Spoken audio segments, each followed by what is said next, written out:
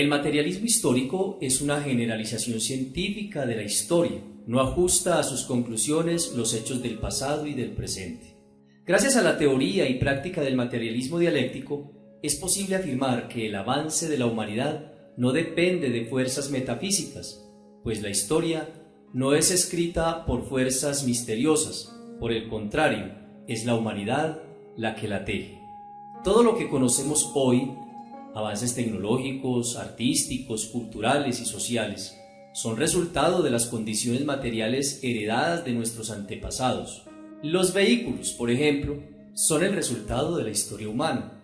Ante una necesidad, el hombre se vio forzado a transportarse, primero por medio de los animales, como los caballos o camellos, posteriormente carruajes, hasta llegar a lo que hoy conocemos como carros, motos, avionetas, etc.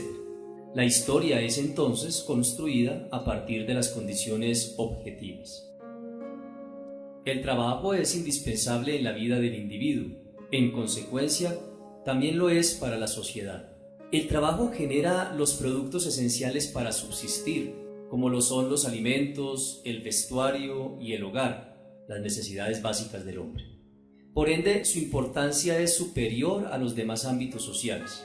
Así, el hombre, luego de satisfacer sus necesidades básicas, se organiza socialmente en el terreno político, en la religión y en la ciencia. De esta manera, el trabajo es la representación del modo de producción, ya sea capitalismo, feudalismo, esclavismo, y este determina todas las relaciones humanas, pues el modo de producción es la base material de la vida de la sociedad. Los modos de producción tienen historia, pero veamos primero cómo la historia del hombre es consecuencia de los medios y de su realidad objetiva. Desde los albores de la humanidad está presente la transformación de la naturaleza, aspecto que diferencia sustancialmente al hombre de los animales, pues estos últimos no modifican su medio, se adaptan. La humanidad progresa a medida que las necesidades lo impulsan. Por ello, en la sociedad comunitarista se desarrollaron las primeras herramientas para cazar y, como el cambio es gradual, así el hombre necesita una herramienta como la retroexcavadora.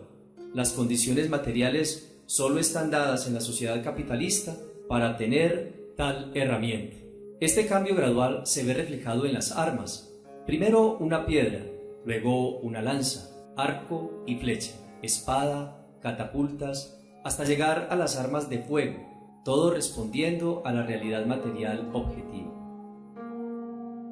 Las herramientas y los hombres que realizan a cabo el proceso de producción forman las fuerzas productivas de la sociedad.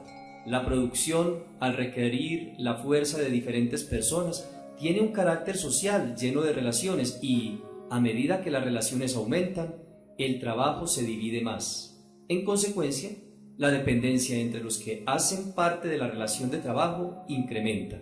Si las relaciones de producción se limitaran a quienes aportan su fuerza de trabajo, podríamos decir que es equitativo. Sin embargo, quien produce por regla general no es dueño de los medios de producción. En cada sociedad histórica desde la época esclavista, hemos visto que una minoría es dueña de los recursos de producción. Dicha minoría no aporta su fuerza de trabajo, pero la gran mayoría requiere satisfacer las necesidades básicas. Al no ser dueños de sus medios de producción, asume un rol de prestar únicamente su fuerza de trabajo a quienes son dueños de los medios de producción, llámese amo, señor feudal o capitalista.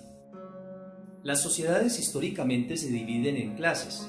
Una clase dueña de los medios de producción y la otra solo vende su fuerza de trabajo. Pero estas clases se necesitan. El dueño de las herramientas necesita quien las opere, mientras el despojado de medios de producción, para poder satisfacer sus necesidades, necesita trabajar, operando dichos medios para subsistir. Las relaciones de producción sufren cambios mientras perdure el modo de producción. Sin embargo, no son cambios en la esencia.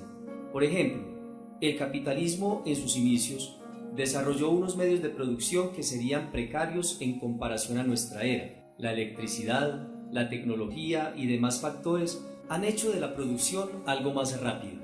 pero la esencia del modo de producción persiste, pues la propiedad privada sobre los medios de producción se concibe igual. Para cambiar esa esencia debe existir el cambio de calidad que describimos en el capítulo anterior, un cambio que suprima las relaciones de producción viejas por unas nuevas. En resumen, un nuevo modo de producción, como lo hizo la burguesía francesa en el feudalismo. Las relaciones económicas y las fuerzas de producción no van por el mismo camino. Las primeras favorecen a la clase dominante, la enriquecen, mientras las fuerzas de producción son explotadas por dichas relaciones económicas. Por ello, el cuerpo jurídico y la política de los estados salvaguarda el status quo del modo de producción. En apariencia existe para satisfacer a las mayorías, pero la labor del Estado parece desnivelarse a favor de la clase dominante en la realidad. A medida que la sociedad se desarrolla, entran en conflicto dichas clases. Así, vemos cómo la burguesía en pleno feudalismo le estorbaba las relaciones económicas existentes. Requerían una nueva forma de producción para comercializar, razón por la cual exterminó el modo de producción feudalista para imponer uno nuevo. El régimen económico de la sociedad es la base.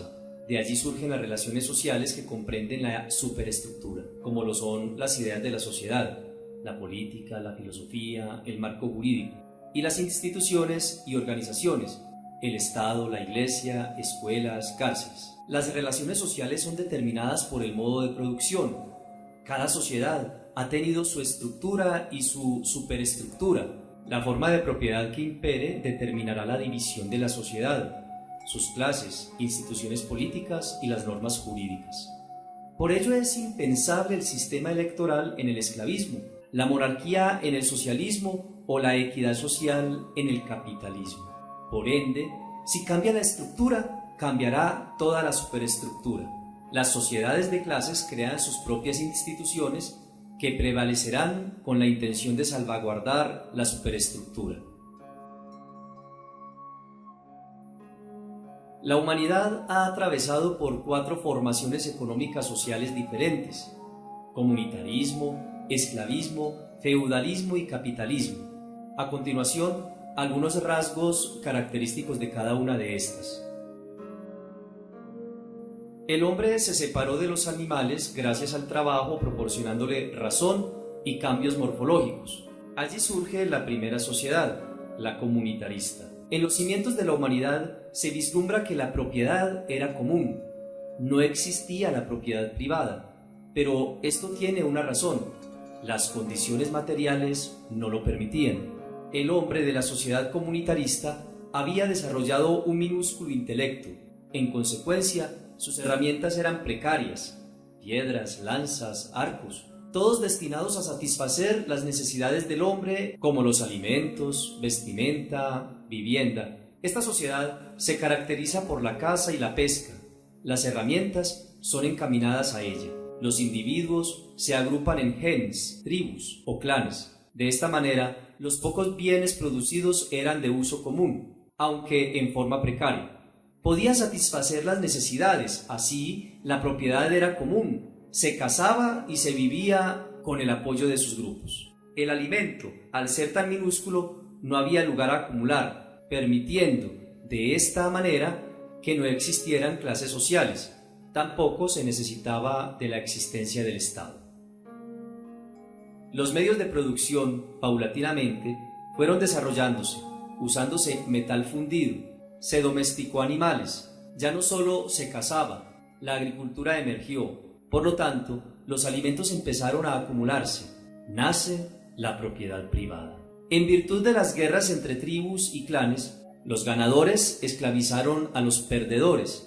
La labor de crianza de animales, de agricultura y demás se les encargó a los esclavos, dando origen a la primera sociedad de clases. El amo, dueño de los medios de producción, y del esclavo. Ya no se cazaba para un solo momento del día, se criaban animales para, en el futuro, alimentarse semanas o meses. Y no solo para alimentar una tribu o clan, se producía suficiente para comunidades vecinas. Los esclavos se empiezan a sublevar, cambiando el modo de producción. Ya no eran propiedad del amo, ahora eran campesinos, dependían de la tierra del nuevo explotador, el señor feudal. Esta sociedad se caracteriza por la propiedad de la tierra, feudos. El señor feudal era dueño de ella, pero no la trabajaba. Los siervos entregaban su fuerza de trabajo. Parte de las ganancias era para el señor feudal, lo restante para los siervos. Por ello la producción aumenta, pues para que el siervo cubriera sus necesidades debía producir mucho. En el feudalismo existen varias clases. En las ciudades están los artesanos, mientras que en el campo los siervos, todos inferiores al señor feudal. Los artesanos empiezan a comercializar sus productos, apareciendo los comerciantes en sus vulgos. Estos últimos, en principio, no eran dueños ni de los medios de producción y tampoco producían, solo intercambiaban.